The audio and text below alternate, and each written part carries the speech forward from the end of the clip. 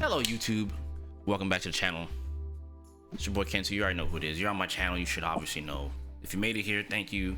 If you find your way through clicking through stuff, thank you. All the aboves, it's all just thank yous. But I have a special video here for you guys today. A little bit different, more fighting game culture related. So I went out and reached out to someone who I've admired their artwork on Twitter and just seen so much cool stuff from her. And instead of me, I'll just let her introduce herself. Madam, go ahead and introduce yourself to the lovely people out here on YouTube.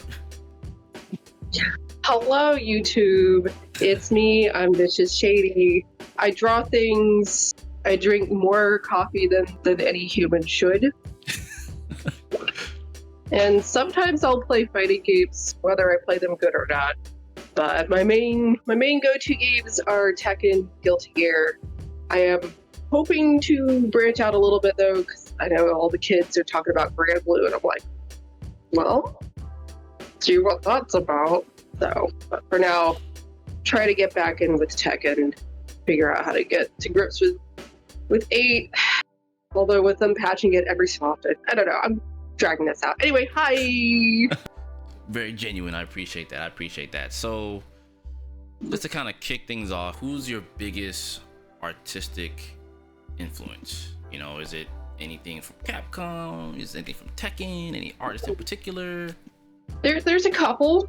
Takuji Kiwano did a lot of the Soul Calibur artwork, did all the Tekken 4 artwork. Like, I've always admired his work for well over 20 years. I mean, just the fact that he would take pencil work and put digital colored over that, I was just like, oh, this speaks to me. And I would say Kino Nishimura from Capcom. Like, her work never misses. What's your favorite medium? Medium? It's always going to be pencil at the end of the day. I'm very old school. I will dabble in like other mediums. Like, I have been doing digital for over 20 years. And just almost 20 years ago, I started getting the Copic markers. We won't talk about how much I've spent on that. So that's a close second. I know they're expensive. Yeah. Oh yeah, I used to do it. Yeah. I know. Yeah. But at the end of the day, you just stick a pencil in my hand and some paper, and I'm just like, golden. And I know you mentioned your influences, but if there is a place of inspiration that you look towards like regularly, or is it just kind of scattered? Like, do you look for like the artists you mentioned? Do you just get inspired just by life, playing the games, or talk to me? What do you think?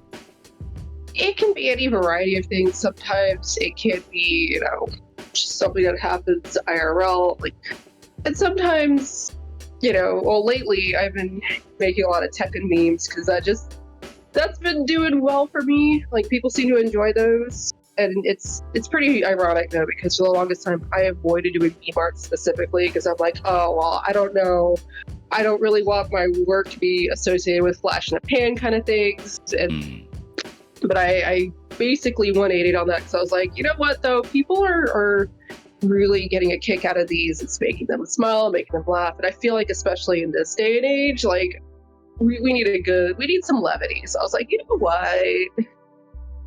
And other times, I'm a bit of a fan. I'm a fashion enthusiast. I like looking at fashion magazines, but not like Vogue or anything. But I'll look at like old Japanese street fashion magazines or just like really eclectic fashion blogs, and sometimes seeing like random poses and the like will inspire ideas, or just the way that a lot of fashion photography is framed. I'm like, okay, wait a minute. So they're a little all over the place, but sometimes it just depends on what happens in the moment, what inspires me. Like, oh, here we go, let's start cooking. Okay, I see you. She said, like, let's get cooking. Okay. How would you say your art style has changed over time? I would say I've definitely been a lot more mindful in terms of my coloring. like 10 years ago even, my coloring was kind of muddy looking, so I started studying other artists. At the time I was getting the JoJo's Bizarre Adventure, so seeing how colorful that was, I was like, oh, okay. And I've just been kind of evolving myself based on what I want out of it. Like, I'm not trying to be like anyone else. I'm just trying to be me. But but I will study other artists and their styles to just kind of figure out what bits and pieces that I can take from their style and integrate it and kind of add my own, put my own spin on things. Like one of the things, because I've been drawing comic stuff lately, so I tend to do a lot of emphasis on expressions, and a lot of that is just from studying artists in the past, really expressive faces. And then with my digital coloring, I'll actually, because I've been playing a lot with like Radiance lately, and just been I've been liking the way that's been looking, and I've actually based that on just seeing what some of my artist friends were doing, like just kind of looking at tutorials and just like, okay, how can I make this work for me? So it's basically just, the short answer would be, I'm just constantly giving myself opportunities to learn. Because I always want to be learning. I don't want to reach a point where I say, you know what, this is it. I have perfected my style. I have peaked. Because at that point, it's like, if there's no room to grow, then what would be the point of doing it? Because that's just the thing of it. Part of why I do it is just because, okay, how can I improve? How can I keep getting better? Like, I want it to be like an endless growth. And see, and with that being said, I'm glad that you said that, right? Because it's very similar to fighting games, right? Where like you can truly never stop growing in fighting games. You can only just keep growing. Like, there is no peak. The peak that's there is the one that you set for yourself, right? But generally speaking, as you said, like, you want it to be like a never-ending journey of just constant growth. So just want to kind of tie that in for the people who are watching here at home, that, as you can see, as an artist and even as a fighting game player, you really never stop learning. You really never stop learning. It's always a never-ending journey to improve. Yeah, cool. Exactly. And much like with art, with fighting games, like there's all like we are eating so well. Like there's so many different fighting games. So it's like, if you feel like you're either kind of stuck in one game or don't know if you can push yourself further, you can always hop on another game and be like, okay, well, let's learn this one. Let's see what I can get out of this. True. So I think that's the really nice thing about, especially this current age of fighting games. At least for the folks who are willing to branch out, because some folks are kind of ride or die on this game or that game. And, I mean, okay, fine, I guess, but I don't know. I think fighting games are neat, and it's just, I think back to the dark ages, 20 years ago, when we didn't really have a lot of fighting games. And it's just like, we are in a very good time right now. There's something for everyone. Like, it's a buffet, it's a smorgasbord. Grab that plate and just pile on the games to your heart's content. On the notion of fighting games, now I know Tekken's your favorite. Now, I'm seeing a little something there in the background. I'm noticing some, I'm noticing the big fella back there, Lars. Yeah, a little souvenir from Kubutan, Tennessee. Rest in peace. With that being said, as I'm seeing Lars, is that your favorite character? Yeah, it's funny though, because I didn't always main him. I mean, because he didn't show up till 6. So back in the older Tekkens, I actually used to be a Nina and Kazuya main. Oh, okay. I wasn't expecting that one. Was not expecting that. Yeah. I think the only people who even know that I even used to main Kazuya are like, I can count on like one hand, like very, very few people, because everyone pretty much knows me for being the Lars non-apologist. It's on her Twitter, guys, just in case you guys didn't know it. She's definitely, that is definitely the title. That is definitely the title.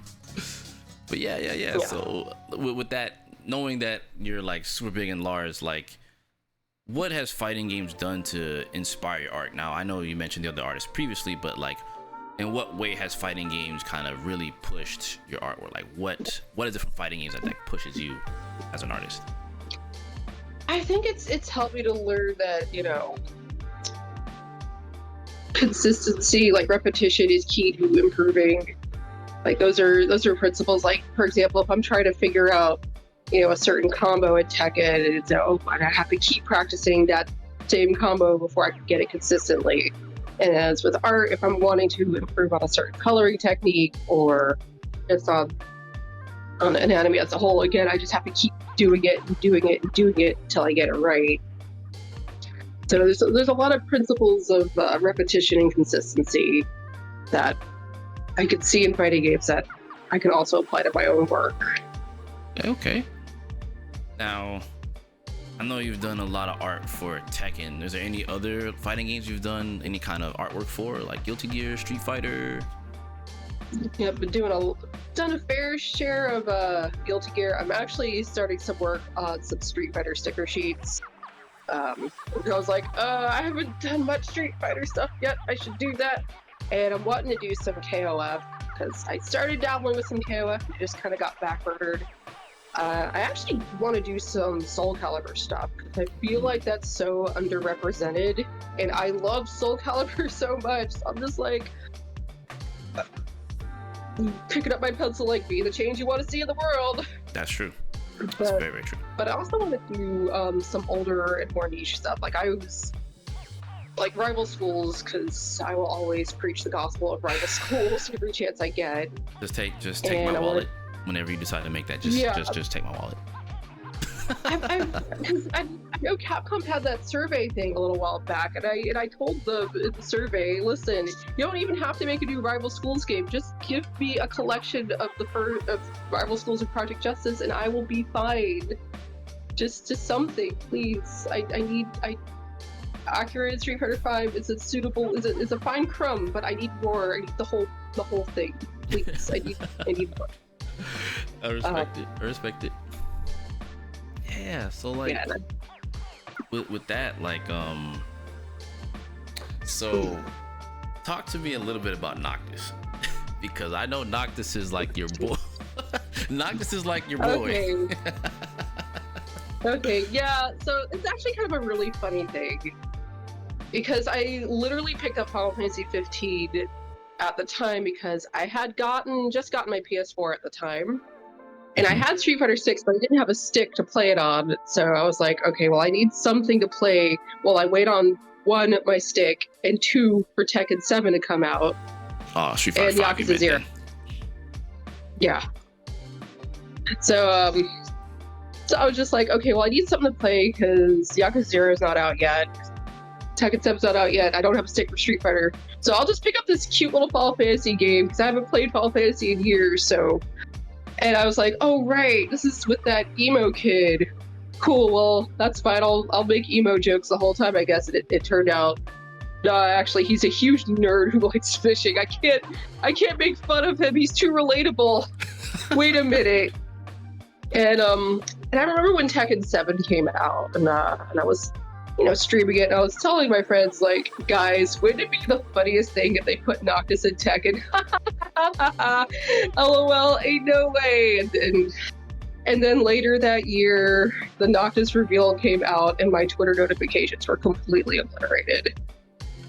Like, because I went to lie down, because at the time I was working in retail, and at the time it was, I think it was a Tekken World Tour, or World Tournament, and it was around November, December. I can't remember the time frame, but I just know I had just gotten home from my retail job, and I was super tired, so I went to lie down for a minute. I thought, okay, well, I'll watch Tekken 7 top 8 when I wake up, and I kind of napped a little too long. And I wake up, look on Twitter, and I was like, oh no. Oh. So yeah, he's my favorite Final Fantasy boy. But he was also like a lot of fun to use in Tekken, and seeing him get second place at the last run of Tekken 7 at the TWT, I actually got emotional like watching the stream because one of my friends, someone who I've known for like over 20 years, like we're both into Tekken, we're both into Final Fantasy, but I was just screaming at her through Discord, just like, oh my god, there's a Noctis in the grand finals. If I weren't already sitting down, I need my fainting chair. So he holds a special place in my heart because he's just like thought you were an emo kid, but no, you're actually a big, huge nerd. Okay, I vibe with this. So with that, but I do have to ask this too. Mm-hmm. When you found out that him and Lars were homies in the trailer, I was just like, face. I was just like, okay, you know what? I don't need anything for Christmas. Bamco got me the one thing I didn't even ask, but it's the one thing I needed. I don't need anything else for Christmas. This is better than any fanfic anyone could ever come up with. Like, it literally is just like, wow, if I wrote a fanfic, this is what it would literally just be. Just them fishing. Yes, perfect. I have no notes. But it honestly, I don't want to be like, oh, they totally did this for me, but it just, I just felt like, okay, well, I'm going to report this on Facebook. I'm in this picture and I don't like it, but I actually do like it a lot. So I just, yeah, it definitely felt like Christmas came for me, and I was just like, yeah, I don't need anything else. This is everything. No, that's okay. Hey, look, right place, right time. Everything panned out. You know, it was, you know, you got the unexpected. I mean, look, Street Fighter 6, they just announced Terry and mine. I'm like, okay, cool. All right, perfect for me. That works for me. I mean, honestly, funny thing about that, because initially, well, I was feeling a lot of things about it, mostly positive. In fact, all positive. I was just like, okay, so Street Fighter's getting guest characters in now, okay. And then I was like, okay, it's Terry and Mai. That actually makes the most sense. Like, if they're going to bring in guest characters, I mean, it would have to be someone from Fatal Fury for a number of reasons. Now, initially, I was like, it feels like it's a bit too soon for guest characters in Street Fighter. But then I started thinking from a marketing standpoint, City of the Wolves is on the way.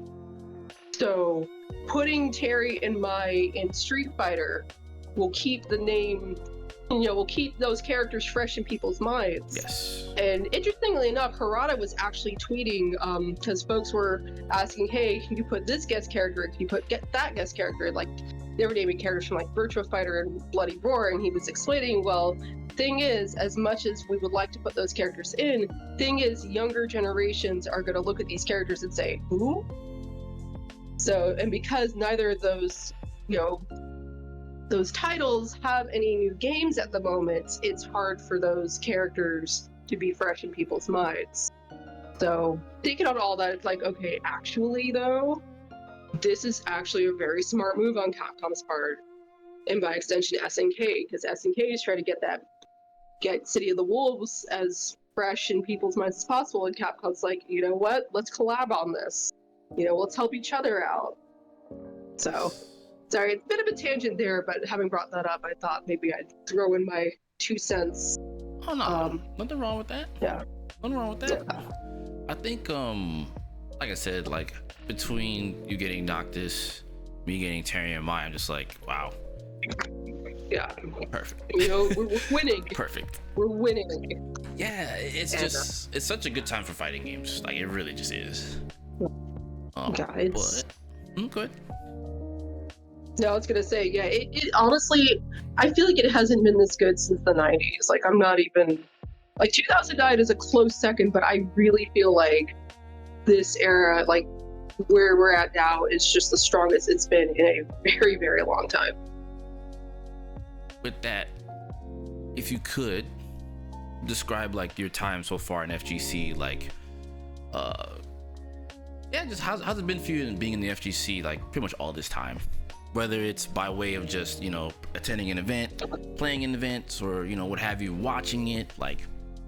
It's honestly been overall a very positive experience for me, and I think it's just because, I run with a lot of good folks, and I feel like folks are just, I've gotten a lot more personable, but also more respectful of boundaries. I mean, because there's been things going on in the FGC, but I am fortunate enough in that I've managed to just more or less be around good company And I think, being, in an artist booth kind of puts me in a kind of a safe spot. So it's just like, yeah, I'm dealing, I'm wheeling and dealing here. But yeah, my experience for as long as I've been involved has been mostly positive. I mean, they say first impressions are everything, and probably one of my earliest brushes with the FGC was way back when I played Tekken, Tekken Tag 1 in the arcades. Because it was this arcade I used to go to back, way back, like late 90, like 99, early 2000. And I was trying to play as best as I could. And at the time, one of the best Tekken players in the region happened to play at that arcade, and they saw me try to do my best, and they were like, you know what, here, let me teach you some basics. So they actually took the time to teach me some basics about Tekken.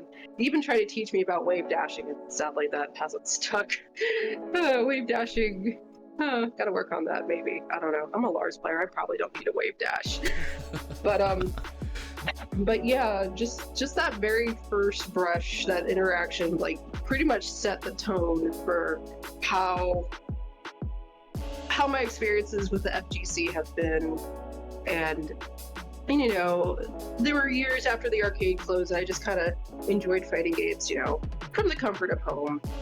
And, well, okay, I mean, I was posting on like Tekken Zaibatsu and talking with folks online, but I wouldn't set foot in a tournament until Kumite in Tennessee. And yeah, I was trying to remember, how did I get to that point? It was when the organizers reached out to me and said, hey, we've got this tournament over in Tennessee. Would you be interested in selling your art there? Because at the time I was doing artist alley for Anime Con. So I was like, wait a minute, artist alley at a fighting game tournament? I like to draw fighting games. Yo, where do I sign? So just the fact that I've just had so many, positive, interactions and just meeting all kinds of people, it's been a very nice experience for me. Okay. So, and KIT was your first tournament to actually sell artwork at, right? Yeah. Prior to that, you were selling at other anime cons, like within your area, within your region, right? Yeah. Yeah, I used to largely do the anime con thing, and that was fine for a while, but I more or less stepped out of that because selling there just kind of got, well, it not just kind of, but it just wasn't satisfying for me anymore, because it was more rooted on drawing based on what would sell rather than what you like to draw. And I get it, because at the end of the day, you're trying to make money, but I honestly just wasn't interested in what anime was popular at the time. Like, I was just like, no, I just want to draw the things I like. And there were occasions where what I liked happened to be popular, like JoJo's Bizarre Adventure. I just happened to really like that. And sometimes, though, not drawing the popular thing worked in my favor, because one year I was selling at Anime Week in Atlanta, and I was surrounded by artists selling fan art for Steven Universe. Meanwhile, I'm literally, at least this is what I have been told, was the only person who had any Street Fighter stickers, like any Street Fighter anything. Because at the time, Street Fighter 5 had just been announced. So I was making some really good sales, because everyone's like, oh my god, you actually have fighting game stuff here. So I think down the road I might try an anime con again, only because, well, I mean, anime kids do know Guilty Gear. So I think that one, more than any other, like, I think certain Street Fighter characters, Jury, would do pretty well at anime cons as well. And Tekken, I feel like, would have enough of a presence now. But I'd have to, because one of my things about doing artist alley again, because I'm more or less unretired, because after 2018, I was like, you know what, I don't think I want to do artist alley anymore, and then in about late 2022, I was like, actually, social media kind of sucks, and I hate fighting the algorithm. Can I go back? So it's now just a matter of not trying to table everywhere, because that gets exhausting, and I don't want to burn myself out like that again. But just a matter of picking the right gig. Like, okay, Texas Showdown, yeah, we can do that, because that's a moderately sized gig, and it's still very grassroots feeling, which, you know, means I can feel more relaxed, you know. And Combo Breaker is probably going to be the biggest that I'll aim for. Evo was on the table, but $800 for a table is a big ask, so I'm gonna have to put that one on. I'm gonna have to pass on Evo, but Combo Breaker is still on the table. So Okay. that's right. Oh, I'm sorry, I cut you off there. No, I was just saying. No, I'm with you. Yeah. Okay. Yeah. But as far as anime cons go, I'll have to figure that one out, because the two that are local to me, one is on Combo Breaker weekend, which means absolutely not. And the other one's in December, which is also an absolutely not, because that's too close to the holiday season and also kind of in proximity of Frosty Frosting. So it's like, so I might look and see what my options are elsewhere. I've been thinking about ASIN in Illinois, but the only thing about that is it's a week away from Common Breaker, so I'm not sure I want to do it back-to-back. So the Anime Con thing's going to be kind of in the air, but the tournaments, you know, that I'm definitely planning out. Like I said, Frosty Frostings in January, if I can get in, well, when I can get into that. It's a matter of when, not if. Common Breaker is certainly a goal. I just don't know about next year. It'll depend on how much I can get done. And CEO is going to be back on my list because they're leaving Daytona after this year. And I'm like, okay, cool, great. Because I did sell there 1 year. And I thought, ooh, I think I should go back. And then they're like, we're moving to Daytona. I'm like, okay, you know what? Good luck. Have fun with that. Yeah, so they did not, in fact, have fun with that. And so while it sucks that it didn't work out, I mean, it's... I am glad that they are considering the attendees' safety in mind, and they're like, okay, yeah, we need to leave this location. So, hoping they'll be back in Orlando, or at least anywhere that's not Daytona. So, and there's a few others down the line that I would like to look into. I know there's Battle in the East, which is another tournament that's leave over in Virginia. It's run by some of the folks from Arcade Impact. So that one's on my radar for now. I just kind of want to wait and see how that goes.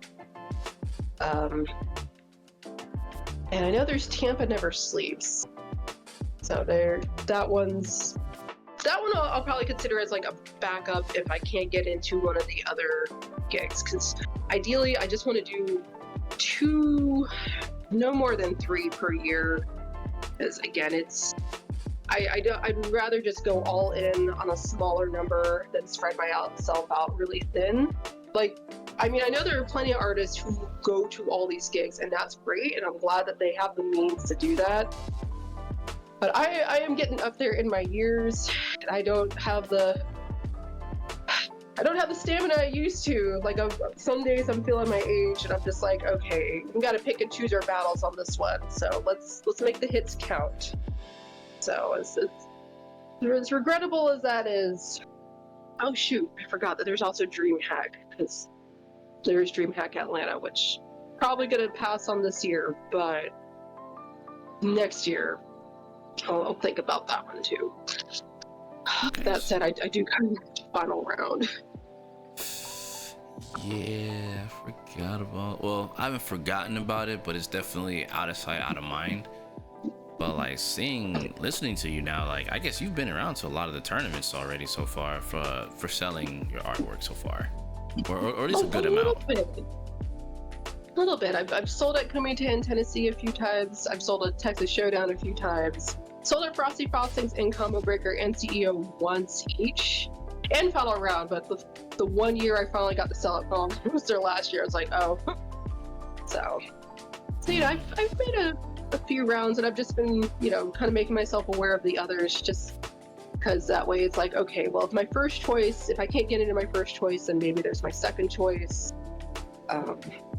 And you know, and there's a lot that has to go into all that, because I have to consider travel expenses, find someone who can look after my cat while I'm gone, things like that, which something like Frosty would be a little more ideal, since I would probably, I think the artist alley is only like a 2-day thing or something like that. I have to double check, but that would be a shorter gig, so I could just get in there, be back home before my cat is just like, oh, well, I guess she's not coming back. Time to take over the house.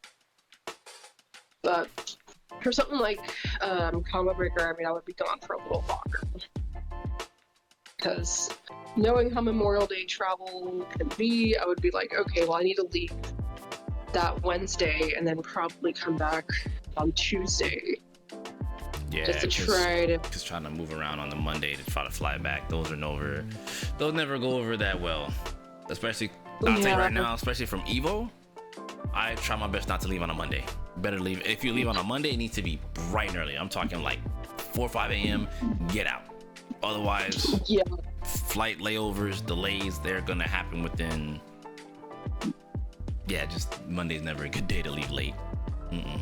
Yeah. So Tuesday, leaving Tuesday makes perfect sense. Yeah, I could definitely do that. Which, Evo was on my list, and I actually did get accepted 1 year to sell at Evo, but I couldn't afford the trip. Because at that time I was in between jobs, so I had to let that one. Now, you did mention Texas Showdown. Obviously, I was there. That's how it got to even happen in the first place, you guys. In case you guys ask, there's a little bit of a backstory lore right there for getting us here to do this in the first place. But talk to me about your experience at Texas Showdown and selling at Showdown. Like, how was that for you? Honestly, it felt like I never stopped attending or selling there. Because the very last table I did was actually Texas Showdown 2018. So getting back in there for this year, it honestly it felt like, oh hey, you know what? This is all familiar. And it's a large part because of the way that the organizers, Co-Factor, and the gang that run the Artist Alley, the vendor space, they're very hands-on. Like, honestly, like all the organizers involved with Texas Showdown are typically very hands-on. Like, they're always, checking in on the artists, and their, communication has always been top-notch. Like, my experience at Texas Showdown has always just been very positive. Like, it's like, yes, this is how an Artist Alley should be run. So I've never had any issues, and I've never had reason to worry, especially since, they make it so it's easy to get in touch with them if you have any concerns, and they do listen to feedback. So, because they're always trying to improve, and which I know there was a survey for the artists, and I completely forgot to do the survey. But I did let Co-Factor know. But I know a bunch of the other artists did do the survey, and I told Co-Factor that, listen, you did as good of a job as you could with what you had, to work with, because a lot of running the Artist Alley involves, having to work with the space that's provided for you from the venue. I know that leads to all kinds of complications. Like, I've known folks who have run Artist Alleys. Like, I used to know, well, no, I'm still friends with them, but I'm friends with someone who used to be the director of the AWA Artist Alley. So I would always hear about, all the trials and tribulations she went through. And I knew someone who worked close with the ASEN Artist Alley as well, and I would always hear about the in and out. So I get it. It's also why, while I may not be a fan of Evo's price increase, I understand the circumstances behind it. I mean, and they've said so themselves, but this isn't about Evo, this is about Texas Showdown. So it's, again, just really easy to communicate with everyone there. It runs really smoothly. So I've been selling at that one. Like, this was my 4th Texas Showdown, so. The irony is, I go. I mean, I live here, so obviously I go, and I'm like, and I'm literally thinking to myself, how did I ever pass up your booth? I've probably walked past your booths countless times. I've probably said hi and stuff like that. And I'm like, how did you I mean, to be fair, I mean, it had been since 2018, so it's been a few years. And I told myself, if I am going to return to selling at Artist Alley, it would be Texas Showdown. And it was entirely because of the grassroots vibe. Because like, okay, I'm always I'm always pretty relaxed whenever I sell at Texas Showdown. So if I'm going to return to Artist Alley, let's make it Texas Showdown. Besides, I could really use some of that good Texas food. So you know. I mean, you guys heard it here first. We do have good food here. Y'all heard it here first. All right. I mean, I'm always advocating for Houston food. You heard it here first. Yeah, it's like look, not a knock on some of the food over in my part of town, but H-Town eating is it's a whole different experience. It's just like you just have to go. And when I told my coworkers too that I was going to Houston, they're like, "Oh man, I know you're gonna be eating good." I'm like, "Oh brother, you know it." Thank you for confirming that. I do have some people that try to, as we say, cap on the beat and lie a little bit about Houston's food, or they have some, I won't say lie, but they have some mixed feelings on it. Like, I don't know, it's not really that good. So, like I said, me just hearing it from you is kind of like, I mean, I've been telling you guys for years, food here is really good. If those opinions on Houston food, like people like naysaying it, are from the Midwest, or the West Coast, those opinions don't count. Ooh, especially bang, from the bang, Midwest. Bang, bang, bang, bang, bang. Yeah. Oh, let's go. Vicious Shadi with the shots. Nice. Yes, I'm not holding those punches. Okay, Sorry. okay. Especially Midwesterners, y'all need to sit down. Like, in fact, like food in the South in general, like that's South and the Southwest. It's just like Southeast, Southwest, South. Just you can't top it. Just period. Sorry guys, but I'm not actually sorry. I'm here for it. The truth with Madam Shadi. But with that, I'll ask a few more questions for you and then can call it. But so how do you manage the work-life balance as an artist? I know that's definitely something that gets a little tricky a lot of the times. Okay, so this is actually something I've had to learn, because back when I was doing artist alleys, especially in my anime con era, I mean, I would be working well into the night. Like, I would be pulling late nighters, occasional all-nighters, and that was not a good time. I don't recommend doing that. So now I'm at the point where it's just like, okay, I'm only going to put in maybe a couple hours on work days, and on weekends it's just like, okay, put 6 to 8 hours, basically a work shift, but no more than that. It's like, if you feel tired, go rest. I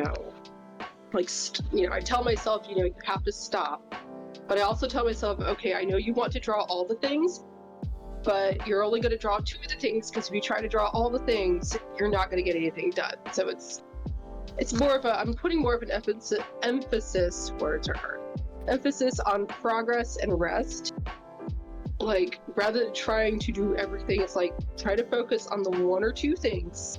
Usually I work on 2 things at a time, because then that way, when it's like, okay, I need to take a break from the one thing, so I'll just jump into the other thing, and then I'll jump back to the one when I need a break from the other. It's just like, I make it a point now to just take it easy when I feel like I'm getting tired. Like, I'll go outside and play with some of the cats that are outside, or I'll just go on a walk or something. Or, I'll play some video games, just, anything like that. But yeah, I've just been making it more of a point. And I think that's a big reason why I just felt so relaxed going into Texas Showdown this time around, because I was like, at one point, like about a few weeks before, I was just like, okay, no more prep. We're stopping. Because that was the other thing I used to be bad about, is that I would just keep preparing even well into the day before, or even the day of. And this time I was just like, okay, we're just going to put a hard stop. Week before, you were just going to do nothing but relax. And I think I was so much better for it. In fact, I know I was better for it. Okay. Seems like there was we got double meaning here. So for you guys that are doing art at conventions, or going to do Artist Alley in any event for that matter, balance. It's important. You heard it from Shadi first. balance. I can take some notes Yeah, from her because I don't know what that is. It's okay. You're still young. I mean, and admittedly, I think that was part of why I was able to get away with it for so long. Back when I used to do the anime con artist allies and some of the fighting game tournaments, because I was younger, so I had more stamina and more energy, and I just felt more like, oh, I could do anything. And now I'm just like, okay, you can do the thing, but I really also need you to get some sleep, please. I am begging you. Like, I will give you $5 if you go take a nap. And I'm like, okay.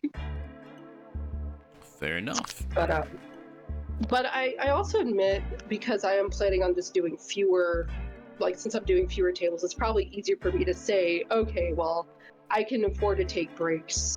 Because I know for the folks who are doing tables constantly, the grind more or less never stops. But I think for some of the folks who are doing tables constantly, that's basically their full-time job anyway. So I think that they have a little bit more room. But I do hope for anyone who's, you know, doing artist alley full-time, please get some rest and drink some water. I'm so serious. Hydration is your friend. Yes, there you go. I mean, I know I've been drinking coffee for most of this, but I also have my water in this one. So. Fair enough. Yeah, like I said, definitely good information, and I could take a page out of your book, trust, because I'm definitely a workaholic. But I have a few more questions here for you. We're gonna do some more fun ones though. Okay. Now that we've got all the professional stuff out of the way, we're gonna have a little lightning round, do some fun stuff. So, with that being said, top 5 fighting games. Top 5 favorite fighting games. Go. Okay, Tekken 8 for sure, because that I think is the best Tekken has been in a while, even with all the patches kind of making the balancing all walking, whatever. I'm having fun with it. Soul Calibur 2, that holds a special place in my heart. Fighters Mega Mix, I will, easily one of my favorite fighting games of all time. Like, any game where you can fight as a car against a palm tree, it's an instant winner in my book. Project Justice. Ooh, okay. I'm with you on that. Yep. And, oh goodness. I played so many great ones. I would... You know what? I'd put Rev 2 on there. Guilty Gear Rev 2? Yeah. Hey. That one, I had a lot of fun with that one. I used to play with some friends, like, kind of on a semi-weekly basis, and that was a lot of fun. Okay. But, ooh, hard coming with just 5, just because I played so many. All right. With that being said, since you played so many, we'll give you 2 honorable mentions. Okay, 2 honorable mentions. Power Stone 2. Oh man. Yes. Yes. To the way, because over the summer, like, my brothers and I would play that, and just, we spent our summers playing that. Like, that was such a good time. And CBS 2.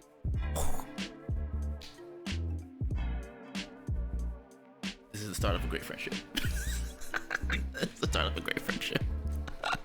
Yes, and yes. All yeses. Yes. Yeah.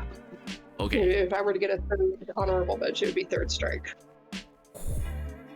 I'll let you have that. Yeah, honestly, like, the entirety of, like, Street Fighter 3, but I appreciate Street Fighter 3 on an artistic level. Ooh. Like the sprite animations and just the level designs, especially in a new generation and Giant Attack. Like, Street Fighter 3 is like my favorite. Probably would be in my top 5 as far as like best artistically done fighting games. Like, if anyone were to tell me you were to put a fighting game in an art museum, I'd be like, oh yeah, Street Fighter 3, all of them. So, okay. I like that. I'm with that. All right. Yeah. So we got your top 5 and honorable mention fighting games. Okay. Top 5, and I'll give you the same. We'll go for 3 honorable mentions again. Just video games of all time. Okay. So top 5 video games of all time. Okay. I wonder if I should scale it down to like RPGs or whatnot. But I like to keep it kind of broad because I know like everyone has a lot of different interests. So I wouldn't want to like cage into just RPGs. But yeah, top 5 and 3 honorable mentions for video games of all time. games. Okay, Sonic 3 and Knuckles. Ooh, okay. Yeah, that one. That was my childhood, like literal childhood. Um, Yakuza 0. That game was everything I had hoped it would be. The original Final Fantasy VII. I haven't played the remake or rebirth yet, but I'm not gonna. I want to wait until that trilogy is done before. Makes sense. Yep, and I am gonna put Final Fantasy 15, even though that's kind of a. Listen, that game means a lot to me for a lot of reasons, but that's a discussion for another time. Number five. Number 5. That's because, admittedly, I've mostly played. You know what? I'm gonna put Streets of Rage 4 on that list because I recently started playing that, and I'm like, why have I not played this sooner? What the heck? Because that, honestly, like everyone was saying, that game is incredible, and after streaming it a few times, it's like, oh, I understand now. I'm gonna say some quick things about that game. Okay. Yours truly was a tester for the game. Oh, no way! OMG! And a lot of the combo structure and things like that for the later patches of the game, I'm a big catalyst. So Blaze has jump cancels, the color schemes in the game, the training mode. Yeah, I kind of helped them with that. So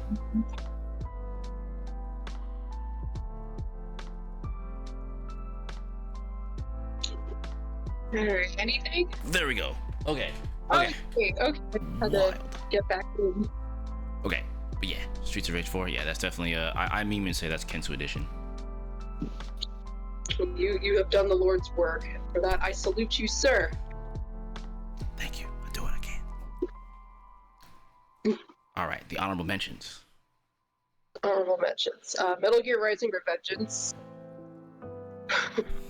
Okay, I'm with that. Yeah, that game is just so over the top and ridiculous, and it's the kind of thing I love.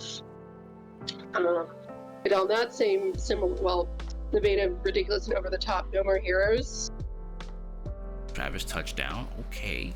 Yeah, which I have the 3rd game, so at some point I gotta play that at some point. And then for my other honorable mention, Time Crisis 2. Because my brother and I used to play the heck out of it at our arcade. And we actually had one of the top scores on our machine for like years, even all the way through until the arcade closed. So that game's got a special place in my heart, just because of all the times that my brother and I, like, we got to the point where we could clear it in one go. But with that being said, we are getting close to time. With that, just kind of want to close with, you have any closing words or anything you want to say for people out there any closing words for like any up and coming artists or anything, any kind of advice or anything like that you want to give out, Actually, yes. Okay, so if you're sitting there thinking, oh my goodness, do I have anything that I can contribute? Trust me, if you have an idea, you have something you can contribute. Like, don't sit there and think, oh, well, I don't have anything to offer. I promise you, if you have an idea, you do. But just remember to, don't push yourself too hard. Remember to take breaks, drink water, and just get your idea out there. Don't hesitate. This is not leave the competition for the pools. All right. But the artist is the community side, and the community, we work together. So, and if anybody ever needs to know where to get stuff done, feel free to ask me, shoot me a DM or call me out or whatever, and I'll be like, oh, you can totally, if you need to get, stickers or merch done, it's like, oh, I'll be happy to point y'all in the direction. I'm the sort of person who's just I don't hide my sources. I'm just oh yeah, let me share this knowledge of wealth. Because again, I don't see this as a competition. I see this as just helping the peers out. where can these lovely people find you, especially if they want to commission you for some great art, which you guys trust me, she does great work. So where can the lovely people here on YouTube find you, Shady? Where can they find you? I am largely on Twitter, you know, despite the fact that that platform is falling apart by the week. But I am mostly there. Eventually I'll get my own .com because social media is exhausting. But find me there, and I am going to dust off my Tumblr eventually. But you can find me there. I'm also on Ko-fi, Ko-Fi. Even though, yes, it is a tip jar service, it is also where I host some of my art. You can just see my work there, or, you know, buy from my shop. So that's where all I can be found. Okay, awesome. I'll be sure to provide some links down in the description below, so you guys go check out Shady. Shady is awesome. Trust and believe. Trust and believe. With that being said, we're gonna go on ahead and get up out of here, and I'll catch you guys in the next one. Deuces, gooses.